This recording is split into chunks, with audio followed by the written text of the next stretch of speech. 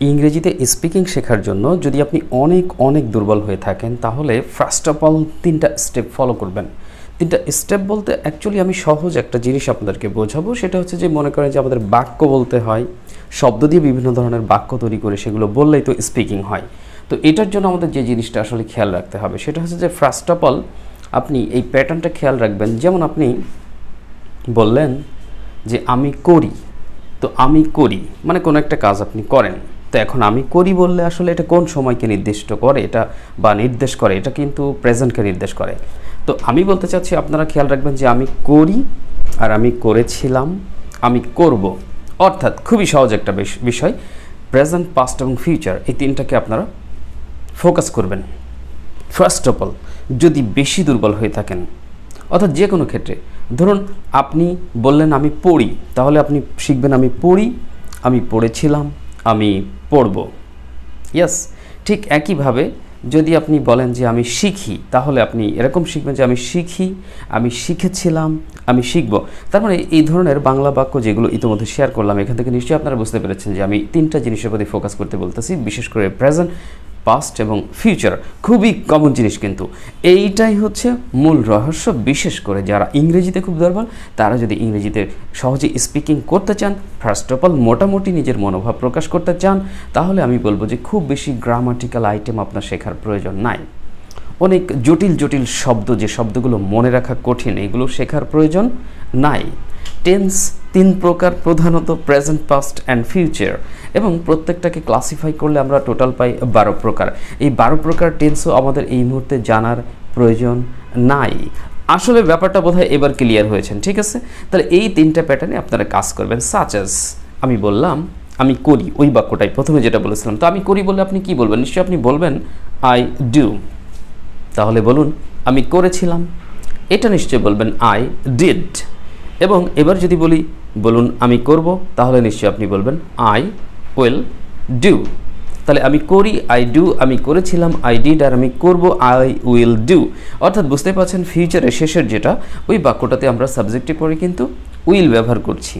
ওকে, আর প্রথম যেটা বললাম আমি করি, সাবজেক্টিভ পর ভার্বের প্রেজেন্ট ফর্ম আই ডু, আর আমি করেছিলাম ওটা পাস্ট যেহেতু, তাই সাবজেক্টিভ পর ভার্বের পাস্ট ফর্ম ইউজ করেছি আই ডিড। আর ফিউচারে সাবজেক্টিভ পর শ্যাল অথবা উইল হয়, তবে মডার্ন ইংলিশে আমরা সব পার্সনের পরেই উইল ব্যবহার করতে পারি। ইয়াস, তাহলে এবার বলুন আমি শিখি, আই লার্ন। আমি শিখেছিলাম, লার্নের পাস্ট বলেন আই লার্নড, আই লার্নড। আর যখন বলছেন আমি শিখব, আই উইল লার্ন। ঠিক একইভাবে এবার বলুন আমি যাই, আই গো। অর্থাৎ বাচ্চাদের মতো করে আপনাদেরকে বোঝানোর চেষ্টা করছি, শেখানোর চেষ্টা করছি। Actually this videos only for the week learners, not for intermediate ও অ্যাডভান্স লেভেল। অর্থাৎ যারা ইন্টারমিডিয়েট পর্যায়ে আছে, মাঝে মোটামুটি পারেন ভালো, বা যারা অ্যাডভান্স পর্যায়ে চলে গেছেন, তাদের জন্য আমাদের এই ভিডিওটি না। এই ভিডিওটি বিশেষ করে যারা দুর্বল শিক্ষার্থী তাদের জন্য। তবে বিশেষ করে যারা টিচার্স আছেন বা ট্রেনার আছেন, তারা এই ধরনের টেকনিক ফলো করে আপনারা আপনাদের শিক্ষার্থীকে এইভাবে শেখানোর প্রসেসগুলো বুঝিয়ে দিতে পারেন। তাহলে হয়তো যারা খুব দুর্বল তারাও অন্তত 2 কথা মুখ থেকে বের করতে পারবে ইনশাআল্লাহ। তো this is the technique. Anyway, তাহলে আমি যাই, আই গো। এবার আপনি বললেন আমি গিয়েছিলাম, সিম্পলি আই ওয়েন্ট। এবার যদি বলেন আমি যাব, আই উইল গো। কিন্তু এখানে একটা জিনিস আপনারা লক্ষ্য করলেন, সেটা হচ্ছে যে আমি সাবজেক্ট এবার শুধুমাত্র জাস্ট ভার্বটা ইউজ করতেছি, মানে যে মেইন ভার্বটা। যেমন আই গো বলেছি, আই ওয়েন্ট বলেছি, কোথাও বলেছি আই উইল গো। তার মানে দুটো শব্দে আমাদের কিন্তু বাক্যটা হয়ে যায়, সাবজেক্টের পর জাস্ট ভার্বটা আসছে, তাই না? কিন্তু এইখানে আপনি চেষ্টা করতে পারেন এইভাবেও, যদি আপনার পক্ষে সম্ভব হয়, যে আপনি বললেন আমি যাই, আই গো। কিন্তু আপনি এরকম করতে পারেন যে আমি অফিসে যাই, তখন বললেন আই গো টু অফিস। এবার হয়তো বললেন আমি অফিসে গিয়েছিলাম, আই ওয়েন্ট টু অফিস। যেহেতু গিয়েছিলাম পাস্ট ফর্ম ওয়েন্ট, গো ভার্বের পাস্ট ফর্ম ওয়েন্ট। আমি যাব, তখন আপনি বললেন আই উইল গো, অর্থাৎ আমি অফিসে যাব, I will go to office. আমি শিখি, যেটা ওটাকে একটু বড় করলেন যে আমি ইংরেজি শিখি, আই লার্ন ইংলিশ। আমি ইংরেজি শিখেছিলাম, আই লার্নড ইংলিশ। আমি ইংরেজি শিখব। আপনি হয়তো আগ্রহী ইংরেজি শেখার জন্য, অবশ্যই ভালো মানের ইংরেজি শিখতে হবে, হ্যাঁ, তবে খুব সহজ পদ্ধতিতে শিখতে পারবেন। ডিয়ার লার্নার্স, আমার সামনে রয়েছে, আমি তো ভুলেই গেছি কথা বলতে বলতে, যারা ভালো মানের ইংরেজি শিখতে চাচ্ছেন তারা আমাদের এই বইয়ের একটি কপি, আমাদের মেটস টিউটোরিয়াল এই বইয়ের একটি কপি সংগ্রহ করবেন। এই বইটি যথেষ্ট সহজে ইংরেজি শিখবার জন্য। ইয়েস, এই বইটি যথেষ্ট। এখন বই শুধুমাত্র পড়ে সব মুখস্থ করে আয়ত্ত করে ফেলেছেন, এভাবে ইংরেজিতে কথা বলা যাবে না। তবে এই বইটির উপরে বেস করে আমি ভিডিও ক্লাস তৈরি করে দিয়েছি। যারা বই সংগ্রহ করবেন তারা বই সংগ্রহ করার পরে আমাকে জানাবেন, তখন আমি আপনাদেরকে ইমো, হোয়াটসঅ্যাপে ভিডিও ক্লাসগুলি পাঠিয়ে দেব। তাহলে বাসায় বসে আপনি আমাদের প্রত্যেকটি লেসনের ভিডিও ক্লাস দেখে সেটা ফলো করে ওটার সাথে মিলিয়ে ভিডিও ক্লাসের লেসন 1 দেখলেন, এবার লেসন 1 যেভাবে প্র্যাকটিস করানো হয়েছে বইয়ের মধ্যে এসে লেসন 1 সুন্দর করে সেভাবে প্র্যাকটিস করলেন। মনে হবে আমি আপনার ক্লাস নিচ্ছি, আপনার কাছে এমনটি মনে হবে। খুব সহজ। ক্লাস 3-4 এর বাচ্চারা যারা রয়েছে তারাও আমাদের এই বই পড়ে বা ভিডিও ক্লাস দেখে সহজে বুঝতে পারে। আলহামদুলিল্লাহ, আশা করি আপনি দুর্বল হলেও আপনিও পারবেন। তো যে কেউ খুব সহজে ইংলিশ শিখবার জন্য আমাদের বইয়ের কপিটি অবশ্যই সংগ্রহ করুন। সংগ্রহ করার জন্য স্ক্রিনে দেওয়ার নাম্বারে যোগাযোগ করবেন। ইনশাআল্লাহ বইয়ের ব্যবস্থা করা হবে। সারা বাংলাদেশে আমি সব জেলাতেই বই পাঠাচ্ছি এবং আপনার নাম, কন্ট্যাক্ট নাম্বার দিবেন। আর বই সম্পর্কে বিস্তারিত জানতে অবশ্যই ফোন করে কথা বলবেন। অনেক সময় টেক্সট করলে টেক্সটে বিস্তারিত বলতে বলতে অনেক সময় লেগে যায়। সরাসরি ফোন করে কথা বলবেন। যে নাম্বারটা দেখতে পাচ্ছেন সেখানে ইমো, হোয়াটসঅ্যাপও পেয়ে যাবেন। ইনশাআল্লাহ সমস্যা নেই, ব্যবস্থা করে দিব। ওকে। আর হ্যাঁ, বই প্র্যাকটিস করতে করতে কোথাও কোনো লেসন যদিও বুঝতে সমস্যা হয়, আশা করি হবে না, তারপরেও যদি হয় ইমো, হোয়াটসঅ্যাপে টেক্সট করবেন। আমি আমার ফ্রি টাইমে, though I have to remain so busy all the day long for different type of task, specially I been teaching related activities. Okay, you know that I am trainer and I have to remain so busy for my students all over the world, not in Bangladesh actually. এই কারণে দেখা যাচ্ছে যে আমি ব্যস্ত থাকলেও free টাইমে আপনাদেরকে হেল্প করার চেষ্টা করব, বুঝিয়ে দেবো, এবং সেটা আমি করি। সো ইনশাআল্লাহ তাহলে আমার সহযোগিতা অর্থাৎ টিচারের সহযোগিতা পাচ্ছেন, বই পাচ্ছেন, বইয়ের উপর ভিত্তি করে ভিডিও ক্লাস পাচ্ছেন, মানে টোটাল কোর্সটা পেয়ে যাচ্ছেন, যা কিনা আপনি বাসায় বসে করতে পারবেন খুব সহজে। তাই দেরি না করে অবশ্যই বইটি সংগ্রহ করে রাখুন, কাজে লাগবে। আর নতুন ভিউয়ার কেউ হয়ে থাকলে অবশ্যই আমাদের চ্যানেলটি সাবস্ক্রাইব করে রাখবেন, এই ভিডিওটি লাইক করুন, শেয়ার করুন, অনেক অনেক কাজে লাগবে ইনশাআল্লাহ। তো যে কথা বলতেছিলাম, তাহলে প্রেজেন্ট, পাস্ট, ফিউচার ওই তিনটাকে কিন্তু ফোকাস করছেন আপনারা। ফোকাস করার পরে এইভাবে আপনি বিভিন্ন ধরনের ছোট ছোট বাক্য তৈরি করবেন। আমার পরামর্শ হচ্ছে মাত্র 2 থেকে 3 শব্দের বাক্য তৈরি করুন। প্রথমে 2টো দিয়ে পেরেছেন, এবার 3টা শব্দের বাক্য করুন। যদি পারেন তাহলে 4টা শব্দের বাক্য করুন। মানে যেমনটি বলছিলাম যে আমি যাই, আই গো, এবার বলেন আমি অফিসে যাই, আই গো টু অফিস। এইভাবে আপনি বাক্যটাকে ছোটো ছোটো করে ওয়ার্ডগুলো যোগ করে বড় করতে পারেন। ওকে, আশা করি বুঝতে পেরেছেন টেকনিকটা। এই টেকনিকটা ফলো করতে হবে। বাংলা তৈরি করবেন, তার ইংরেজি করার চেষ্টা করবেন। এখন আমি কয়েকটা বাক্য আপনাদেরকে একটু শেয়ার করি। চর্চা করা ইংরেজি বলেন। চর্চা করা ইংরেজি নিশ্চয়ই আপনারা বলবেন যে স্যার চর্চা করা ইংরেজি হচ্ছে প্র্যাকটিস। আমরা জানি প্র্যাকটিস মানে চর্চা করে। আমি এখন বললাম যে আমাকে নিয়মিত চর্চা করতে হবে, আমাকে নিয়মিত চর্চা করতে হবে, কী হবে? এটা আবার ডিফারেন্ট। কোনো কাজ করতেই হবে এরকম কোনো কিছু বুঝালে have to, has to use করতে পারেন। তাহলে আমাকে নিয়মিত চর্চা করতে হবে, বলবেন আই হ্যাভ টু প্র্যাকটিস নিয়মিত, regularly, I have to practise regularly. এবার আমি যদি আপনাদেরকে আর একটা বাক্য শেয়ার করি, যদি বলি সময়কে কাজে লাগাতে বলি আমি সবাইকে আবার, যে সময় নষ্ট করো না। আমি বললাম যে সময় নষ্ট করো না, বলবেন ডোন্ট ওয়েস্ট ইয়োর টাইম। সময় নষ্ট করো না, ডোন্ট ওয়েস্ট ইয়োর টাইম। এখানে ওয়েস্ট মানে নষ্ট করা, মানে অযথা সময়টা কাটানো, সেটাকে আমরা নষ্ট করা বলি। আর কোনো কাজে ব্যয় করলে তো সেটা তো কাজেই লাগছে, বুঝতে পেরেছেন হয়তো বা। আচ্ছা, এরপরে হয়তো বললেন সময় তো চলমান, সময় চলতেই থাকে, তাহলে কি বলা যায়? সময় কারোর জন্য অপেক্ষা করে না, সময় কারোর জন্য অপেক্ষা করে না। তাহলে কি বলবেন? Time waits for none. Time এটা থার্ড পারসন সিঙ্গুলার সাবজেক্ট হিসেবে ব্যবহার হয়েছে এই বাক্যে, তাই ওয়েটের সাথে এস যোগ করেছেন। টাইম ওয়েটস ফর নান, সময় কারোর জন্য অপেক্ষা করে না।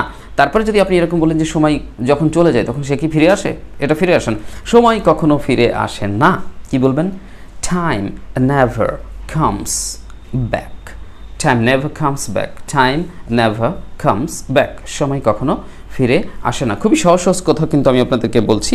আচ্ছা, ওই যে প্রথম দিকে আজকে যেমনটি একটা বাক্য বলেছিলাম আমি করি, আই ডু ছিল, তাই না? আচ্ছা, একটা আমি করি তো আই ডু, এটা আপনার বুঝছেন। আমি করেছিলাম, আই ডিড। আর যখন বলছিলাম যে আরেকটা ফিউচারে করেন যে আমি করব, আই উইল ডু। কিন্তু আপনি বললেন যে আমি এটা করিনি, তখন আপনি আসলে কি বলবেন? আমি এটা করিনি, আমি এটা করিনি। তখন আপনাকে বলতে হবে, কি বলবেন? বিভিন্ন রকম বলতে পারেন আপনারা। হয়তো কেউ বলবেন যে আই হ্যাভেন্ট ডান ইট, মানে হ্যাভ বা হ্যাজ দিলে ওই যে ডু ভার্বে যে 3 নম্বর, প্রত্যেকটা ভার্বে 3 নম্বর ফর্ম, পাস্ট পার্টিসিপল ফর্ম ব্যবহার হয়। অর্থাৎ do it done. I haven't মানে হ্যাভ নট, হ্যাভেন্ট মানে হ্যাভ নট, আই হ্যাভেন্ট ডান ইট, আমি এটা করিনি। আবার কেউ বললেন যে sir I didn't do it বললে হবে না। হ্যাঁ, সেটাও হবে। তো simply I didn't do it বললেও হবে। আমি এটা করিনি, আই ডিডন্ট ডু ইট, মানে এটা যে আপনি অতীতে করেননি সেই কথাটা বলছেন যে এই কাজটা আমি করিনি, হয়তো অন্য কেউ করেছিল এরকম কিছু, ঠিক আছে। তো এটা রিসেন্ট অর্থে আপনি প্রেজেন্ট পারফেক্টে ধরে আই হ্যাভ নট ডান ইট, আমি এটা করিনি এটাও বলতে পারেন। আবার পাস্ট অর্থে আই ডিডন্ট ডু ইট, আমি এটা করিনি এটাও বলতে পারেন, নো প্রবলেম।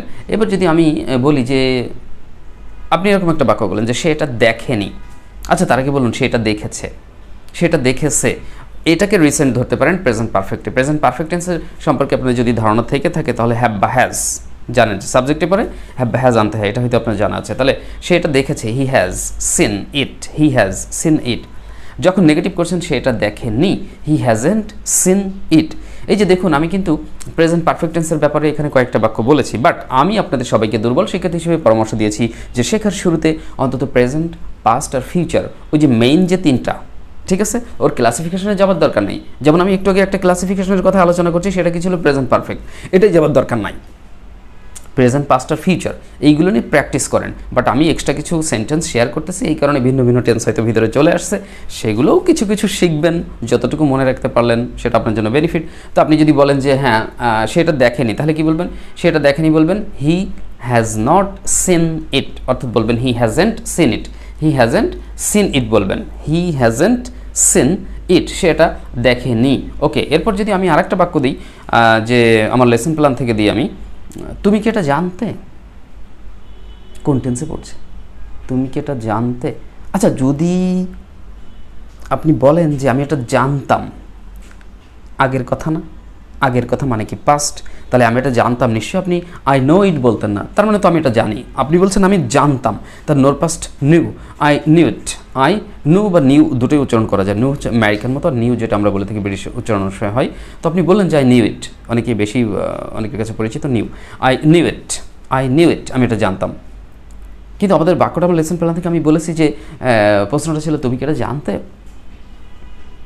তাহলে অতীতের ব্যাপার, এই অতীতের ব্যাপার হবার কারণে ওখানে আবার প্রশ্ন করতে গেলে ডিড আসে, যেগুলো আমি গ্র্যাজুয়ালি আরও ক্লিয়ার করব, অনেক ভিডিওতে এর আগে ক্লিয়ার করেছি, আপনারা পাবেন আমাদের পেজ থেকে, আমাদের চ্যানেল থেকে, অবশ্যই দেখবেন আর শেয়ার করবেন বেশি বেশি, লাইক কমেন্টস তো অবশ্যই করবেন, হ্যাঁ ভুলবেন না করতে। তো তুমি কি এটা জানতে, তখন ডিড ইউ, আর ডিড যখনই বাক্যের প্রথমে নিয়ে আসছেন তখনই কিন্তু এরপর যে মেইন ভার্বটা নিয়ে আসবেন সেটা কিন্তু প্রেজেন্ট ফর্মে ফিরিয়ে আনতে হবে, mind it please, don't forget. Did you know it যদি বলে ফেলেন ডিড ইউ নিউ ইট, তাহলে কিন্তু হবে না, এটা তো জানেন। আমি তো বলেছি দুর্বলদের জন্য আমাদের এই ক্লাসটা। ওকে, তাহলে ডিড ইউ নো ইট, তুমি কি এটা জানতে, ডিড ইউ নো ইট, তুমি কি এটা জানতে, এইভাবে আপনি শেয়ার করতে পারেন, ঠিক আছে। এখন আপনি বলেন যে হ্যাঁ আমি এটা জানতাম, ওই যে আগের বাক্যটা, yes I knew it, yes I knew it. আবার যদি এভাবে বলেন এটা আমার জানা আছে, মানে ব্যাপারটা আপনার জানা আছে কিন্তু আপনি এটা জানতেন এইভাবে বলেননি, বাক্যটা বলেছেন এটা আমার জানা আছে, it is known to me, যে বাক্যটাকে আপনি সুন্দর করে বলবেন it's known to me, it's known to me, it ইজটাকে কন্ট্রাকশন, অর্থাৎ ইট ইজ না বলে ইটস বলবেন, বলবেন it's known to me, it's known to me. তো যাই হোক, সংক্ষিপ্ত কিছু জিনিস শেয়ার করলাম, আশা করি দুর্বল শিক্ষার্থী হিসেবে যদি আপনি ভিডিওটি দেখে থাকেন ইতিমধ্যে তাহলে কিছুটা হলেও উপকৃত হয়েছেন। So please don't forget to like, comment and share. এবং যারা অবশ্যই বাড়িতে বসে নিজে নিজে খুব সহজে আমাদের কোর্সটা করে নিতে চাচ্ছেন, আমার হেল্প চাচ্ছেন, তাদেরকে পরামর্শ দিচ্ছি আবারও বইয়ের এই কপিটি সংগ্রহ করবার জন্য। ইয়েস, বাংলাদেশের প্রেক্ষাপটে এই বইটি যথেষ্ট খুব সহজে ইংরেজি শিখবার জন্য। সো ডোন্ট গেট লেট, যাদের প্রয়োজন তারা স্ক্রিনে দেওয়া নাম্বারে সরাসরি কল করুন, বই অর্ডার করুন, যাবতীয় সহযোগিতা আমার কাছ থেকে আপনি পাবেন। থ্যাঙ্কস টু অল, কথা হবে নতুন কোনো ক্লাস। আনটিল দেন, আল্লাহ হাফেজ, আসসালামু আলাইকুম রহমতুল্লাহ।